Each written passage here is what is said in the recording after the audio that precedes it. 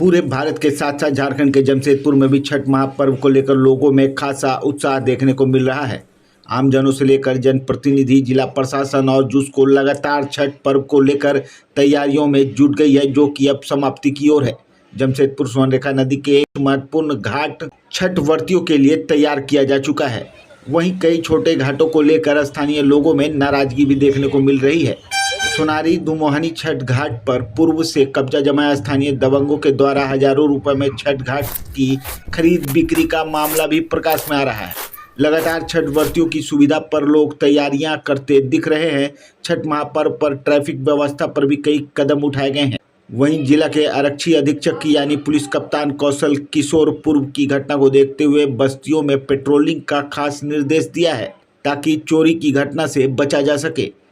वहीं छठ महापर्व पर झारखंड के स्वास्थ्य मंत्री बन्ना गुप्ता नदी घाट पर स्थानीय गोताखोरों की तैनाती की बात कर रहे हैं। साथ ही साथ जमशेदपुर की जनता से भी अपील कर रहे हैं कि जिला प्रशासन की ओर से दी गई गाइडलाइंस का पालन करें।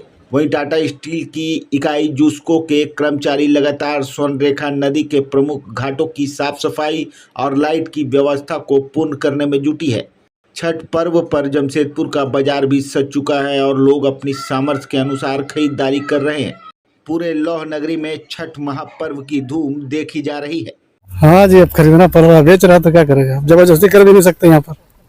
तो नदी तो सार्वजनिक नदी होती है और ये कभी भी आएंगे आप तो पूजा कर सकते हैं, तो फिर खरीदने की क्या आवश्यकता पड़ी? आवश्यकता है यहाँ पर, जबरदस्ती कर नहीं सकते आप। यहाँ पर तो ऐसे ही लड़का सब थोड़ा है, लड़ाई झगड़ा वाला, मारपीट कर कुछ फायदा है नहीं। देखिए, लोक आस्था का महापर्व है और हम सभी लोगों में लोक आस्था के इस महापर्व के में गहरी आस्था होती है और हमारी सरकार पूरी तरीके से इस पर्व में सभी हमारे धर्मावलंबी जितने भी हैं, जितने श्रद्धालु हैं, सबकी सुरक्षा सुविधा, उनको क्या ज़रूरत है, वो सारी चीज़ों पर बहुत मुस्तैदी से काम कर रही है। हर जगह हर घाट में आप घूम के देखिएगा तो आपको ऐसा अभूतपूर्व सफाई जो है, पहले इस तरह की सफाई नहीं दिखती होगी। आप देखिए, 2 महीने भी देखिए, कम से कम 1.25 किलोमीटर का एक जगह है जहां बहुत बढ़िया तरीके से सफाई हुई है। यहाँ भी सफाई चल रही है, शास्त्री नगर में भी सफाई चल रही है, सुनारी में भी, मानगो में भी और जमशेदपुर के और भी कई जगह पर सफाई हो रही है। तो ये लोक आस्था का महापर्व हम बहुत सादगी के साथ और बहुत आस्था के साथ मनाएंगे। सभी लोगों को शुभकामना देता हूँ। सभी लोगों से प्रार्थना करता हूँ कि जो डेंजर जोन जिला प्रशासन ने चिन्हित किए हैं वो डेंजर जोन में नहीं जाएं और सुरक्षित होकर इस लोक आस्था के महापर्व को मनाएं। देखिए, महापर्व छठ को ध्यान में रखते हुए हम लोगों ने खास तौर पर तैयारी की है।